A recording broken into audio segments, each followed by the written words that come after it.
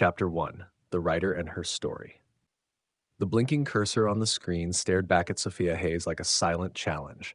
She sighed, stretching her sore fingers before cracking her knuckles. Writing was supposed to be an escape, a world where she controlled the narrative, where she could create tragedies and mend them with the stroke of a pen. But in real life, there was no delete button, no backspace to erase past mistakes. She glanced at the half-empty coffee cup beside her laptop and frowned. Another late night, another attempt to push through the writer's block that had plagued her for months. With a deep breath, she started typing again. Clara stood frozen at the doorway, her heart hammering as the figure stepped into the dim light. The years had changed him, but she knew that face instantly. Her brother, the one who vanished all those years ago. He had come back. Sophia smiled to herself. It was dramatic, sure, but that was the fun of it. Fiction didn't need to follow logic. It only needed to feel real. A vibration startled her, and she nearly knocked over her coffee as her phone buzzed against the wooden desk. She grabbed it, frowning at the unknown number. It was almost midnight. Who would be calling now?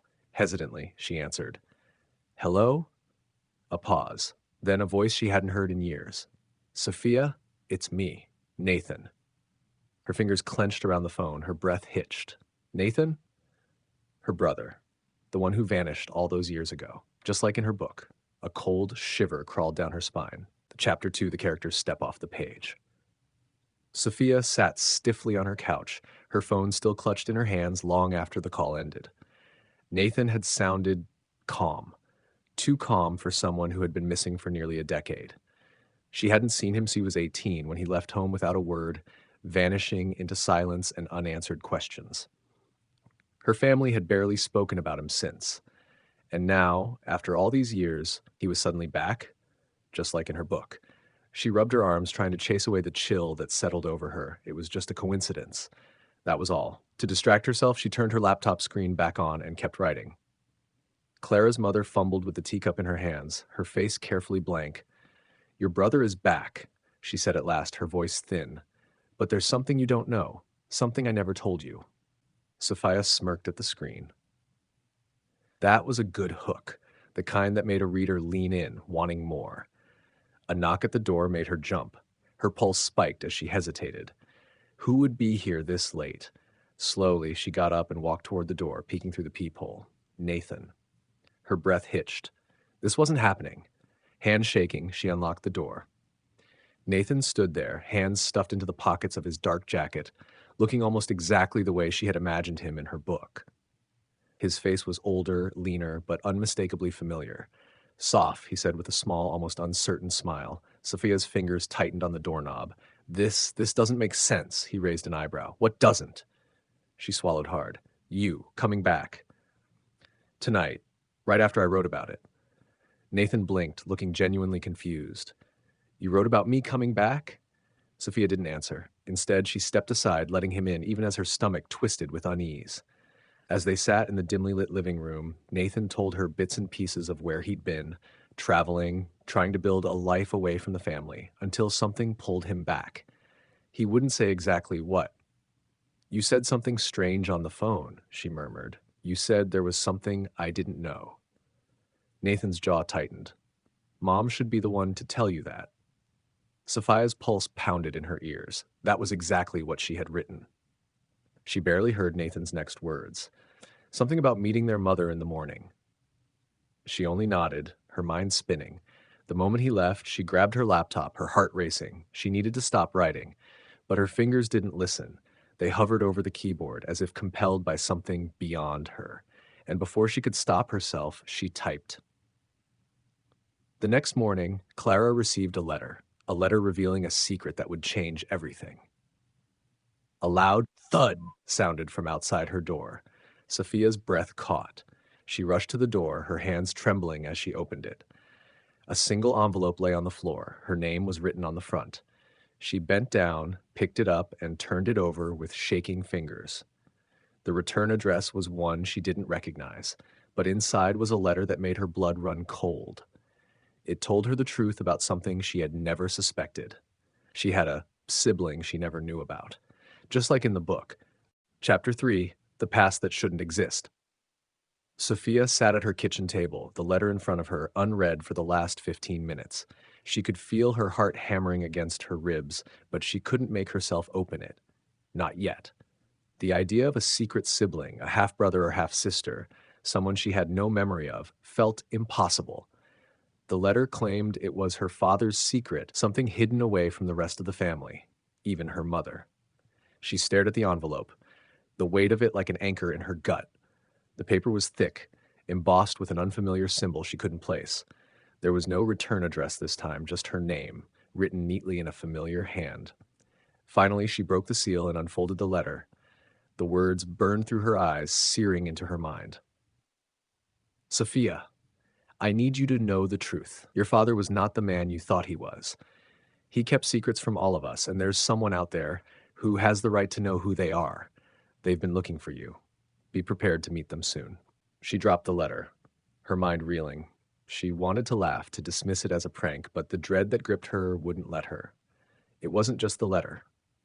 It was the fact that everything she'd written in her book, the letter Clara receives in the story, was now happening to her. Her phone buzzed, interrupting the heavy silence. It was Nathan. "Hey, I'm outside," he said. "Outside?" she repeated, feeling dizzy. "Why are you?" "I need to talk to you," he interrupted, his voice strained. "I've got some stuff to explain.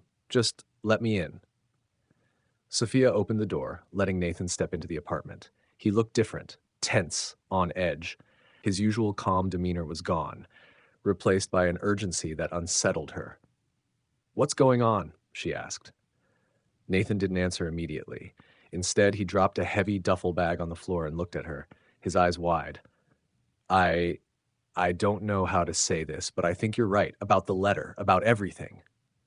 Sophia's heart skipped a beat. "What do you mean?"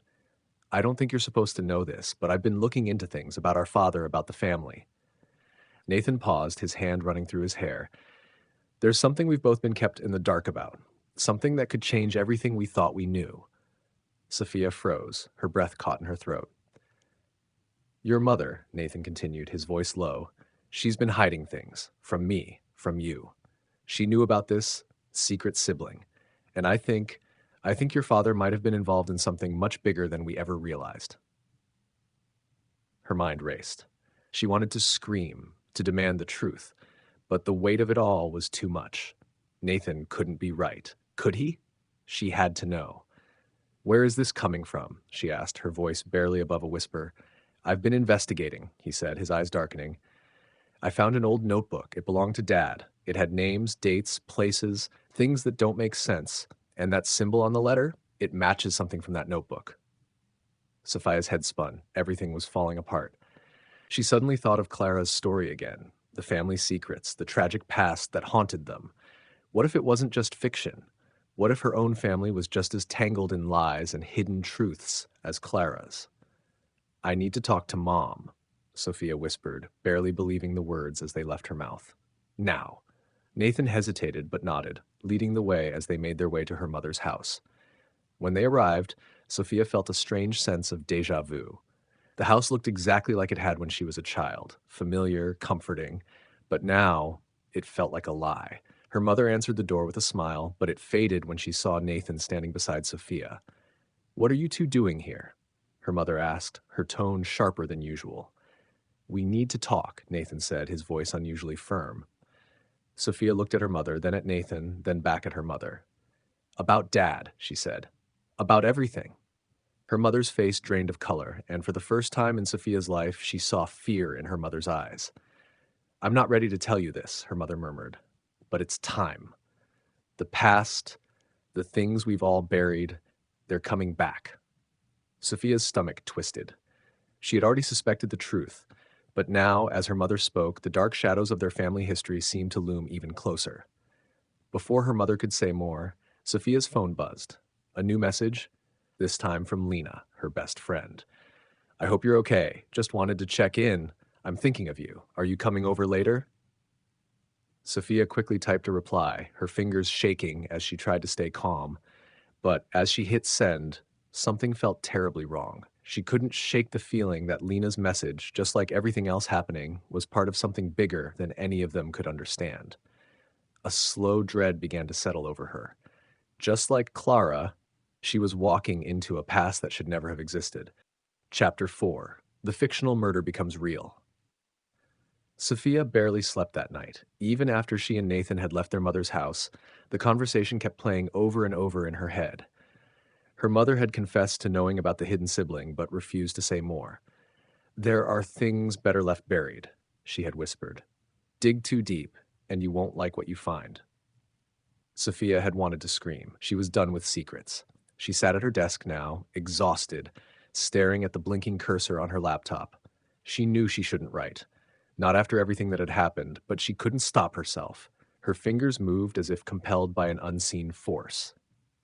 Clara felt the shift in the air before she heard the news. A cold sense of dread settled in her bones, an unshakable certainty that something terrible had happened. Then came the phone call. A death. Sudden. Shocking. Someone she never thought would be taken so soon. Sophia stopped typing, her hands trembling. The room felt colder than before. Psst. Her phone vibrated. A call. She reached for it with shaky fingers and saw her mother's name flashing on the screen. Heart pounding, she answered, "Mom?"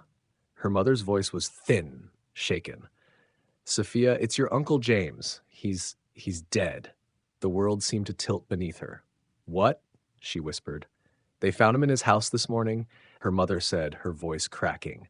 "The police, they think it might not have been an accident." Sophia's blood ran cold. This wasn't happening. She had just written this scene. Her breath came in short, shallow gasps as she stumbled back against the desk. This was more than coincidence. The deaths in her book, the events she created, they were coming true. Sophia and Nathan arrived at their uncle's house an hour later. The police had already cordoned off the area, and neighbors stood in clusters, whispering among themselves. The scene was eerily quiet, except for the distant murmurs of the officers. Sophia's mother stood by the front steps, looking pale and shaken. "They found him this morning," she said quietly. "He didn't show up for work. His secretary called the police." Sophia swallowed hard. "Do they know how it happened?" Her mother hesitated. "They think it was poison." The world seemed to lurch. Poison. Sophia's stomach turned violently. That was exactly how she had written it in her book.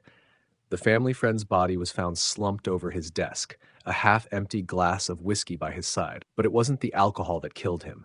It was the poison mixed into the drink. A silent, undetectable killer. Her vision blurred. She could still see the words on her screen, the ink of reality bleeding over her fiction. She turned to Nathan, who was watching her with wary eyes. He had no idea what was happening inside her head. How could he? If she told him, if she told anyone, they'd think she was insane. As if sensing her distress, Nathan placed a hand on her shoulder. "Hey," he murmured.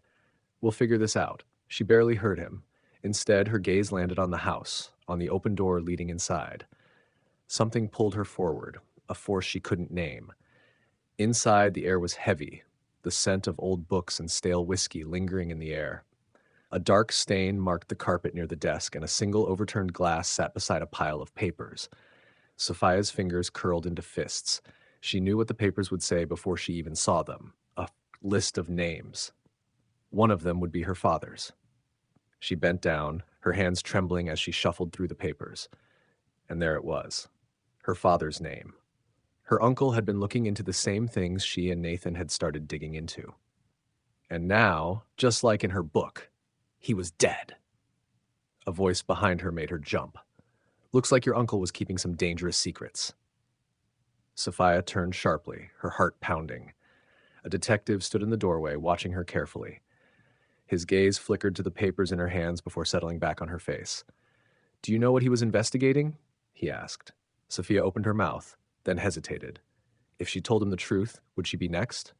Her book had predicted this death, and if the story kept following the plot she had written, someone else would die next.